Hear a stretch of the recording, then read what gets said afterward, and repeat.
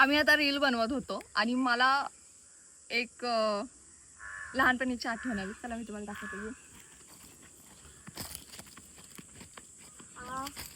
खूप गरम होत आहे.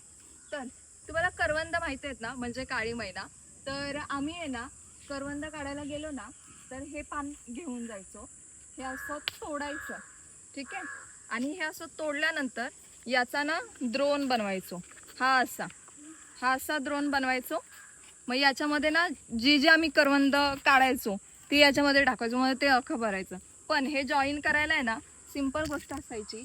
एखादी अशी काठी शोधायची. हा ही काठी घेऊन बघा काय कधी सुचू शकतं. हे असं ना काठी अडकवायची, मग हा द्रोण तयार. हातामध्ये पकडायचं, करवंद तोडायचे आणि याच्यात टाकायचं. वा, जस्ट डान्सची रील बनवत होते पण मला हे सुचलं.